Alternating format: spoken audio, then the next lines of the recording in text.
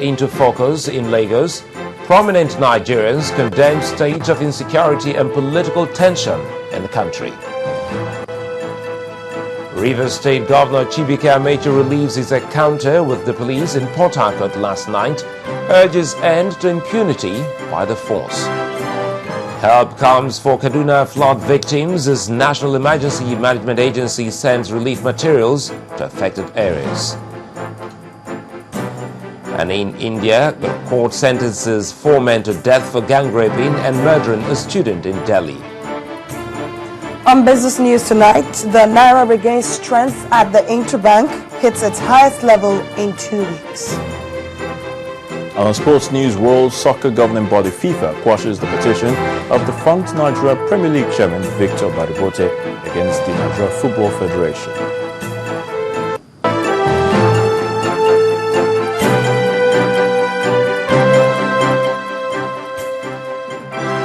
We begin tonight with the growing concern over the state of the nation, especially in the face of the prevailing insecurity and socio-political tension in the land. Some prominent Nigerians today identified these issues as major threats to the stability of the country. The occasion was the inaugural annual Tunji Braithwaite Symposium held in Lagos. Professor Humphrey Asobie, who was the keynote speaker at the event, also listed the mismanagement of the nation's resources and the inability of state and political institutions to provide coherent policy guide as signs of a failing state. Our correspondent Kelvin Obetin reports.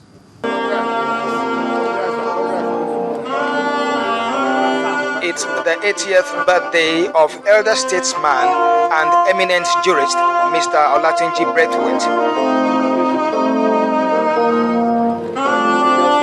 His foundation has chosen to honor the human rights activist by organizing a symposium to discuss crucial national issues. The theme centered on instability in Nigeria, and it might have been carefully chosen considering the caliber of speakers and discussants. The keynote speaker, Professor Humphrey Asobie, said policy flux, inept political leadership, and frequent socio-political unrest are some of the bases for instability. Those that are ruling fail to provide coherent policy guide for those they have put in power.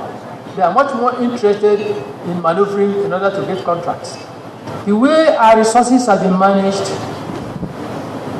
is one of the major reasons why we have political instability. Professor Asobie recommended the establishment of a liberation movement by way of a national conference as a long-term approach to tackling Nigeria's problems. The long-term approach should be to begin the process of a new liberation movement in our country. So we must totally re-engineer the state and move in a totally different direction from what we've been doing before. His opinions were corroborated by other discussants, including the celebrants, who shifted attention to the economy and made suggestions on the way forward. From the international dimension, and which is my own area, the world is watching with anticipation. And the statistics that they gave about increased foreign direct investment, I don't buy. So when we say we are growing at 8%, whatever percent, and unemployment is roaring, what it means is that those who are profiting from the growth are not creating value, they are not creating employment. And that kind of growth is unsustainable.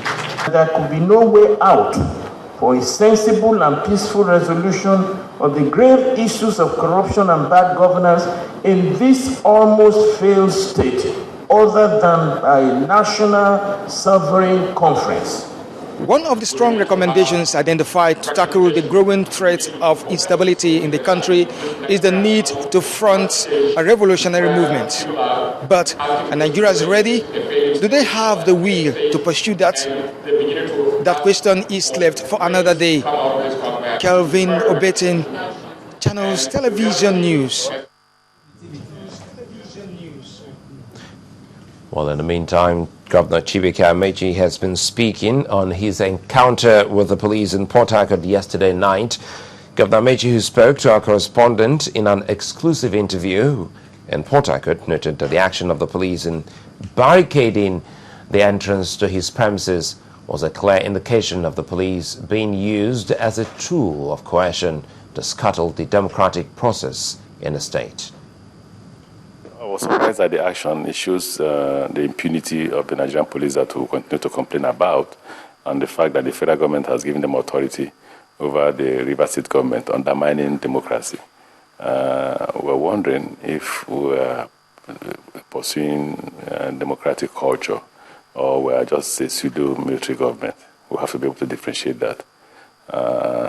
I did come down if you saw the photograph, and I said to the policemen, I'm the governor of River State, can I get into my residence? And they were not ready to let me go in. Nigerians can see for themselves that the police is lying. The brutal force of the Nigerian police, obviously, they appear to have taken sides with the federal government over the 2015 election. If not, why are they behaving the way they're behaving? They are closing the new PDP secretariat. For what? Are they a party to the disagreement? I think what the federal government is doing is just using the apparatus of coercion against with the ordinary citizens. And the elder the people try to get the federal government to allow democracy to grow, the better for the country. Well, the Rivers State Police Command has refuted claims that it stopped the governor from gaining access to the government house yesterday. Police spokesperson in the state, Angela Agabe, told Channels Television that the actions taken by law enforcement agents were aimed at preventing the breakdown of law and order at the secretariat of the new PDP. Governor Mechi and his entourage were returning from an outing when they were stopped from entering the government house by a team of policemen. There was the PDP, the splitted PDP unit. They were hosting flag in the secretariat. The police did not go there because of the flags they were hosting. They went there because of the breakdown of law and order, because both groups were fighting. That is why we speedily moved in as to restore peace. We have 5 ways out within that old GRA that the governor can pass to government house. And where the police were blocking did not affect this way out that will lead the governor to government house. Well, the leadership of the People's Democratic Party say they are taking their campaign from word to word and community to community ahead of the local government elections scheduled for the 21st of this month in Cross River State. As expected, the party members present at the flag-off ceremony, from the national chairman to other members, are certain of victory at the polls. Please put your hands together for the national chairman of the PDP. It's the flag-off ceremony. This is what you see in many of the campaign settings.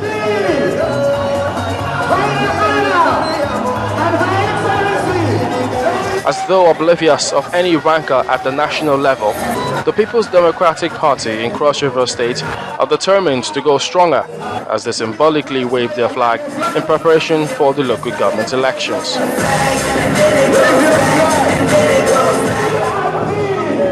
Although he shared in the excitement, Governor Leah Limoke urged them to abide by the rules of engagement, while the state chairman of the party and Senator Florence Itagiwa highlighted the importance of women in the equation. We will comply with the laws of the land and conduct our elections within a minimum of 90 days. In local government elections, our party is fielding 56 female councillorship candidates. It is the only state that women politicians are highly respected. It is the only state that can wear your head. It was then time to present the party flag to the flag bearers. The national chairman of the party, Alhaji Bamanga Tukar, while rallying the troop in delivering a message of hope and optimism, beckoned on them to keep faith with the party. You are going to a battlefield to take what is yours, because Cross River is for PDP and you have been for PDP. there were more goodwill messages. I am identifying with you because you are a model to Nigeria. As they inch towards breasting the tape, the sound of victory may not be far away.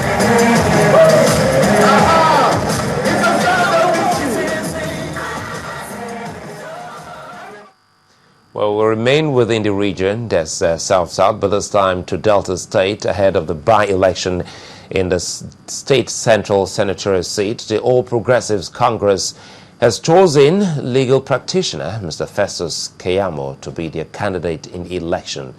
In a meeting in Warri, the leadership of the party presented their candidate to the supporters, who they claim is best suited to represent the interest of the party and the people of Delta Central Senatorial District. Members of the All Progressives Congress, independent supporters and journalists waiting for the leadership of the party in Delta State who've been meeting behind closed doors. Done with their discussions, the leadership of the party present their candidate for the Delta Central Senatorial by-elections. The legacy parties, ACN, CPC, AMPP in Delta Central Senatorial Zone have come to the conclusion that Barrister Festus Keyamo is best suited to represent our interests in the forthcoming by-election. Delighted about the unanimous decision endorsing his candidacy, Mr. Keyamo outlines a three-pronged strategy which he hopes will give him victory at the polls.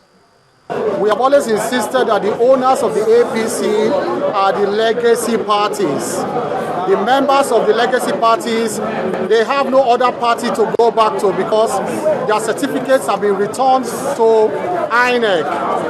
Other people, they may have other parties to go back to, but we have no other party to go back to. And so what has happened today is that the legacy parties have taken firm charge and control of their party in Delta Central. The All Progressives Congress is not the only party getting set for the elections. The PDP has almost 10 candidates, and the Democratic People's Party has at least 4. One of them, Richard Odibo, wants to see the dividends of democracy get to the people. Today, most of our industries are down and moribund, like TAC and AT&P and others. So our children and men, adults, don't have employment anymore. But with this kind of relationship that I want to establish with other ethnic nationalities, I think I can create the enabling environment with which we can deliberate and bring such things to the global nation. The race is on as many more candidates are indicating their interest to occupy a seat which became vacant following the death of Senator Pius Everito 3 months ago.